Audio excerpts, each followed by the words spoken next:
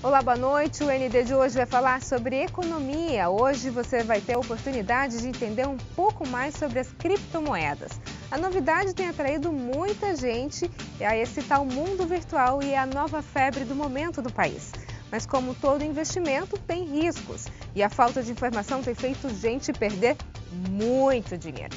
Para explicar um pouco mais sobre as criptomoedas, mais especialmente os bitcoins, eu converso hoje com Ariel Mondelo Bueno, fundador do IBTC, Instituto Brasileiro de Tecnologia e Criptomoedas. Boa noite, Ariel, bem-vindo. Boa noite, Roberto, tudo bom? Tudo jóia? Tudo ótimo. Vamos entender um pouquinho melhor aí, é uma confusão, tem gente que não sabe o que são os bitcoins. Certo, eu gosto muito de fazer uma analogia que me ajudou muito no começo para entender melhor o que isso era. Quando a gente começa a pesquisar sobre bitcoins, a gente começa a entrar muito em questões técnicas e coisas do tipo, e acaba ficando muito difícil, né? Como se a gente fosse querer entender nosso celular. A gente sabe explicar que a gente utiliza o celular para usar aplicativos, para conversar no WhatsApp, mas se fosse explicar tecnicamente como é que funciona, eu não sei explicar meu celular. Então, uma maneira bem simples de entender o que é o Bitcoin é pensar nele como a internet do dinheiro, e não necessariamente o dinheiro da internet. Mais ou menos assim. Antes da gente ter internet, os meios de comunicação que a gente tinha para publicar notícias ou qualquer tipo de informação eram apenas rádio, TV e jornal. Okay. Então, tudo que a gente queria publicar, tudo que a gente queria falar, se eu quisesse falar alguma notícia, alguma coisa do tipo, eu tinha que ir em algum desses veículos de mídia, eles tinham que aceitar publicar a minha notícia ou postar a informação que eu queria publicar. Então, tinha interesse, tinha censura, todo esse tipo de coisa que ocorreram no passado do Brasil, por exemplo. E aí, com a internet, depois de 1990 para 2000, a informação começou a engatinhar para uma informação mais livre, né? Livre, global, barata, instantânea. E hoje em dia com o Facebook ou com a internet... Acesso muito mais fácil, Exatamente. Né? Qualquer um tem acesso. Qualquer pessoa pode não só acessar, mas como também gerar informação. Né? Então qualquer pessoa hoje em dia pode facilmente, através do Facebook, escrever o que bem entender, que seja uma mensagem para um familiar ou que seja um pedido de socorro ou uma notícia. E isso se espalha, né, global, então, o Facebook. Se espalha de maneira muito rápida, barata. Então, hoje em dia, até esses meios de comunicação que eu mencionei estão se adaptando, né, para esse novo sistema, para esse novo ecossistema de informação. Como, por exemplo, antes de a gente ter os e-mails, a gente tinha as cartas. Então, as pessoas escreviam cartas. Minha mãe, por exemplo, ela falava que ela conversava com gente do exterior, de outros países, eles trocavam cartas, nem se conheciam, mas trocavam cartas. Demorava 1 mês, sei lá, 2 meses para chegar a carta nesse lugar. Hoje em dia, com o WhatsApp, a gente manda áudio, né? A gente aperta o botãozinho. O telegrama, depois o fax, então, o negócio foi evoluindo, né? Foi evoluindo. Não é do teu tempo, mas existiu isso. Eu nasci em 94, então peguei o finalzinho disso daí, né? Já estava numa era começando a ficar uma era digital. Mas é aquilo, né? No começo, por exemplo, de 94 para 2000, 2005, o e-mail era uma coisa muito complexa ainda, poucas pessoas utilizavam, não era uma coisa bonitinha, ninguém sabia escrever um e-mail, as pessoas nem gostavam de fazer isso. E aí, com a evolução da tecnologia, foi ficando muito fácil de utilizar. Hoje em dia, no WhatsApp, qualquer pessoa utiliza. Minha avó utiliza o WhatsApp. Ela me manda mais mensagem do que muitas pessoas que eu conheço da minha idade, mais ou menos. Então, foi muito introduzido na sociedade, hoje em dia é fácil. Então, o Bitcoin está fazendo o que o e-mail ou o que a internet fez com a tecnologia, fez com a informação e com a comunicação, o Bitcoin está fazendo com o dinheiro. Então, mas você acha que vai ser nessa mesma velocidade? Porque a internet, ela teve a sua certa resistência no início porque era algo desconhecido. Mas a velocidade com que ela foi incorporada na sociedade foi muito rápida. Então, a internet ela foi inventada mesmo, assim, na verdade, em 1970. E aí, desde 70 até 94, 95, ela ficou meio obscura, assim, meio escondida. Poucas pessoas mexiam, estava tendo um desenvolvimento por trás das cortinas, assim. Mas aí demorou, então, uns 30, até hoje em dia, que já passou 50 anos dessa época, a gente ainda não está utilizando a internet no máximo potencial dela. Então, se a gente for ver que o Bitcoin foi criado em 2009, né, na verdade foi lançado no final de 2008, mas começou a funcionar mesmo em 2009, então a gente tem aí 9 anos de existência, um pouco menos que isso. Então, ele é uma tecnologia muito nova ainda e que tem muito para ser adotada pelas pessoas.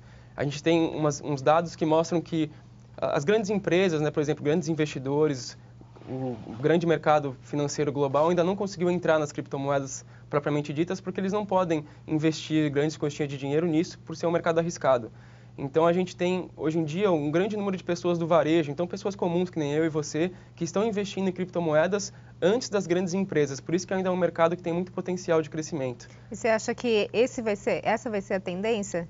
Ao inverso, não as empresas, mas as pessoas físicas? Então, na Como verdade, uma forma de a tendência é que tentativa? no futuro próximo as grandes empresas consigam entrar nesse mercado também. E aí essas pessoas físicas que entraram antes das grandes empresas vão se dar bem. Porque, por exemplo, ao contrário da Bolsa de Valores, onde as grandes empresas entram primeiro, depois entram as pessoas físicas, né? Quando uma ação entra na Bolsa de Valores, as pessoas podem comprar ela. Então ela vira uma empresa pública, né? As pessoas podem virar sócios e tudo mais. Então, mas antes disso, o dinheiro corporativo já entrou. Nas criptomoedas é o contrário, o dinheiro corporativo ainda não entrou e o que está entrando são as pessoas. Por isso que o potencial de lucro é muito grande. Por isso que a gente vê o Bitcoin saindo de $1.000 em janeiro do ano passado para $20.000 no final do ano. Nossa, uma Um disparidade. lucro de mais de 20.000%. Bom, então só para a gente entender um pouquinho melhor, o Bitcoin, ninguém vai pegar um Bitcoin e guardar no bolso. Isso, exatamente. Não existe Na verdade, isso. não tem como você pegar que nem uma nota de R$1 e guardar no bolso. Na carteira, Mas ninguém vai ter Bitcoin. Você tem carteiras, né, que é o nome dado para o lugar onde você guarda Bitcoins, que são endereços digitais. Agora, esse endereço digital, você pode armazenar ele num pendrive, não é um pendrive, mas parece um pendrive, é chamado de carteira também. E é um pendrivezinho criptografado, protegido, que você guarda seu endereço, então você guarda suas moedas. Tem gente que tem esses pendrives guardados dentro de bancos para poder manter suas criptomoedas seguras. Agora, essa criptomoeda ela vai estar guardada só nesse pendrive ou existe algo online, um mecanismo que ela cópia, fica nesse pendrive enfim. e quando ela está nesse pendrive, ela está offline. Então, quando você conecta esse pendrive no computador, ela fica online e você pode utilizar. E se eu perder o pendrive? Aí você perdeu o seu dinheiro. Por isso que é legal você deixar no banco ou deixar bem guardado. Né? E tem senhas para você. Tem gente que deixa o pendrive no banco e o papelzinho com a senha em outro cofre do mesmo banco, por exemplo, para manter ao máximo a segurança. Porque às vezes se você perder esse pendrive, mas se você ainda tiver seu papel com a sua senha, você ainda consegue acessar suas moedas. Dá para ter um backup desse sistema, não? O backup é a própria senha.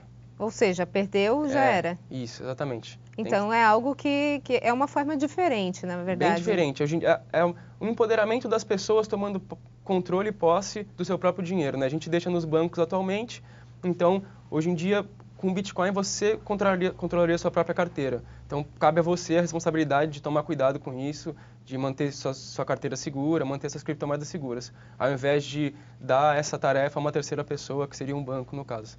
Agora, hoje, quanto vale um Bitcoin? Hoje, antes de vir para cá, eu estava checando, estava 34.500 por aí, uma unidade de Bitcoin. Um Bitcoin, R$34.000. Exatamente.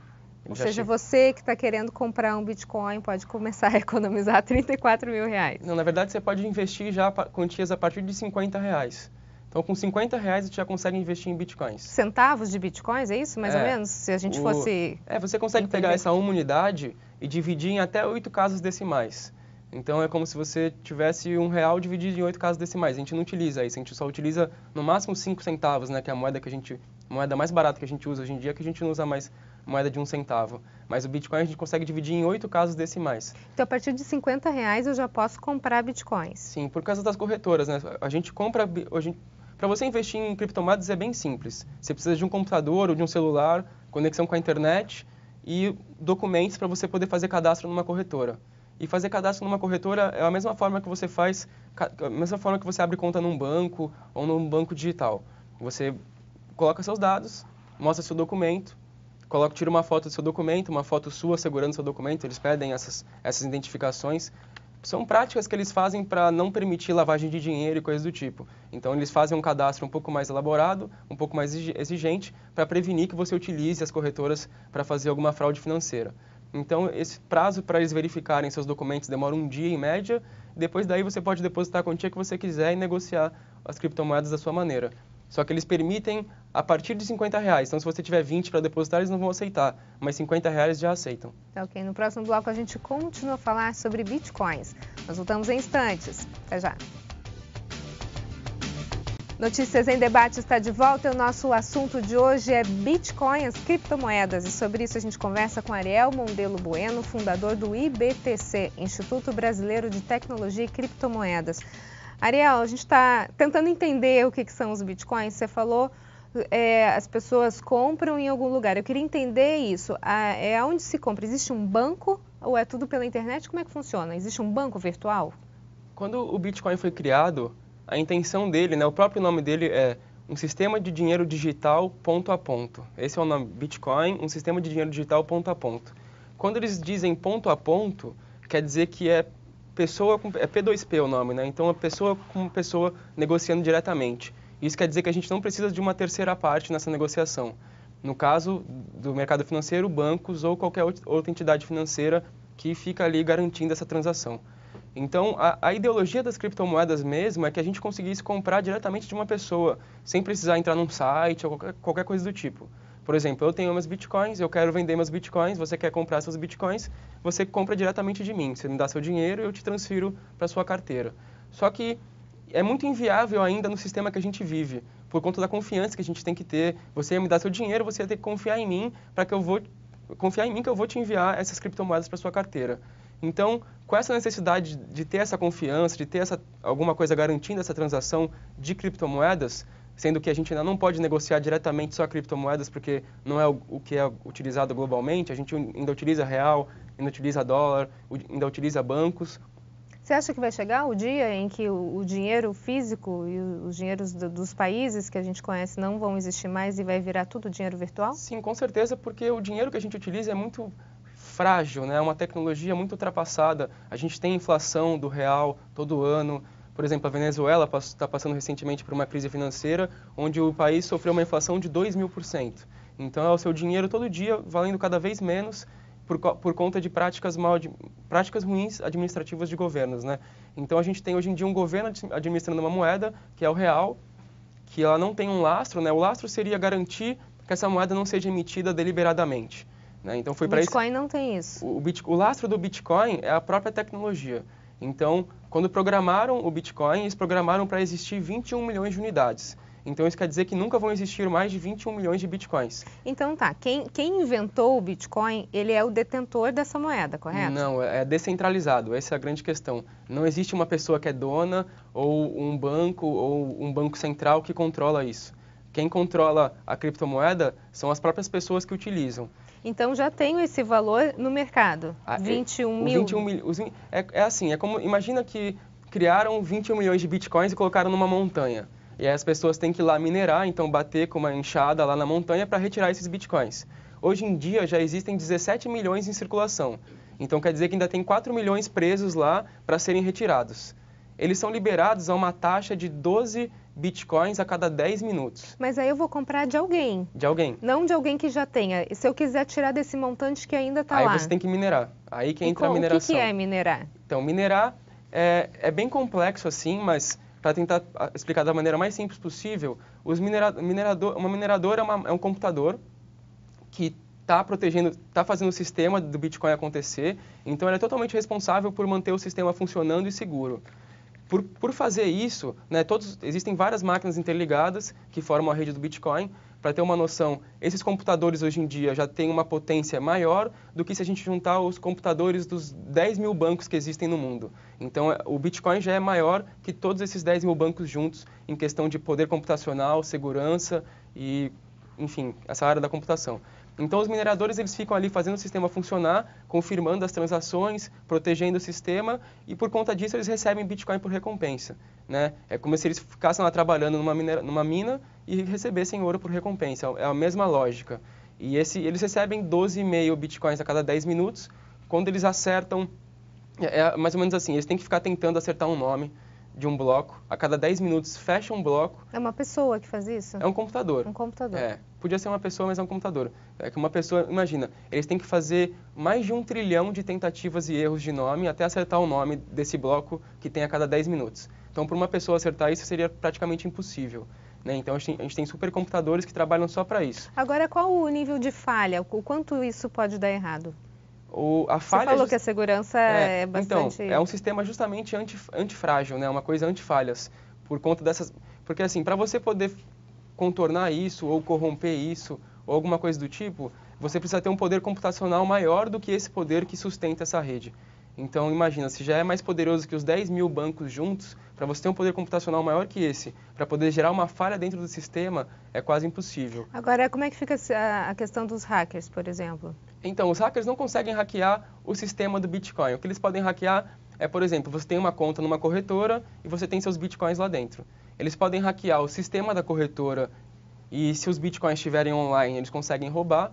Hoje em dia as corretoras têm umas práticas de proteção, onde elas deixam 70% do dinheiro que está lá dentro offline, protegido de hackers. E os outros 30% ficam online para as pessoas poderem negociar. Ou então, se você tem sua senha vazada, ou já recebeu um e-mail, por exemplo, vem aqui, verifique seu boleto que você não pagou ainda. Geralmente esses e-mails são golpes de hackers, chamado phishings, né? Que onde você abre esse e-mail, eles falam, mande suas informações para a gente poder quitar suas dívidas. E aí você vai lá dar suas informações, seu CPF, sua senha e tudo, e na verdade eles só estão roubando essas suas informações para poder utilizar de forma maliciosa. Então, a única maneira que os hackers conseguem prejudicar o sistema das criptomoedas é invadindo a conta das pessoas nas corretoras ou invadindo as carteiras das pessoas. Mas essa corretora, ela dá um tipo de segurança, além de deixar offline. Por exemplo, se roubarem meus bitcoins, hoje eu deixo meu dinheiro no banco. Uhum. Se alguém clona o meu cartão, o banco me repõe. Certo. Essa corretora em bitcoins, ela tem algum tipo de segurança? Então, aí depende da prática da governança da própria corretora. A gente teve um caso agora no ano passado, em que não foi bitcoins que foram roubados, mas foram uma outra moeda chamada NEM. Roubaram 140 milhões de dólares de uma corretora no Japão, e essa corretora se comprometeu a pagar todo o dinheiro de volta para as pessoas. Mas isso é prática da governança da corretora, isso não é garantia de só porque você está usando uma corretora de criptomoedas que isso aconteça, né? Por exemplo, em 2013 a gente teve um roubo, nessa época só existia um pouco mais de uma corretora, mas uma corretora mesmo era famosa, era muito utilizada. Essa corretora foi hackeada e roubaram 750 mil bitcoins nessa época, em 2013. Né? Então nessa época o preço do bitcoin estava por volta dos $1.500, ele foi caindo até 2015 para casa dos $150, justamente por causa desse hack. Mas essas pessoas não tiveram seu dinheiro recebido, né? Porque uma quantia muito alta, a corretora quebrou, não teve como pagar. Entendeu? Hoje em dia a gente não tem casos assim, mas esse caso que eu falei do Japão, a corretora pagou de volta, mas não é uma garantia. Tá, ok. Então no próximo bloco a gente continua a falar sobre bitcoins. Vamos saber o que se pode comprar com essa moeda. Nós voltamos em instantes. Até já. Notícias em Debate está de volta e o nosso assunto de hoje é Bitcoin. A gente conversa com Ariel Mondelo Bueno, fundador do IBTC. Ariel, o que a gente pode comprar com Bitcoin? A gente está falando de uma moeda virtual, ou seja, ela não existe. Eu posso pegar esse meu Bitcoin que está lá na internet e comprar uma casa? Consegue. Essa questão da moeda que não existe, né? A gente tem que perceber que a moeda que a gente utiliza hoje em dia já não existe muito também. Porque apenas 20% do dinheiro que a gente utiliza tem em papel, né? Tem fisicamente. Sim, realmente, o que você tem na sua conta não existe totalmente no digital. papel. Os outros 80%, o dinheiro já é digital. Então, o real já é digital, o dólar já é digital. A gente tem só 20% de papel moeda em circulação, o resto é tudo digital. Então, os bancos centrais conseguem emitir novas moedas digitalmente, sem precisar imprimir nem nada. Então, é legal a gente já começar a perceber que a gente já está vivendo numa era de dinheiro digital. Por exemplo, o cartão de crédito foi inventado em 1980 e ninguém utilizava, só utilizava cheque. Hoje em dia ninguém vê cheque mais, né? Até é difícil você aceitar cheque. O cartão de crédito virou uma febre. Então a coisa está se digitalizando muito mais rápido do que parece.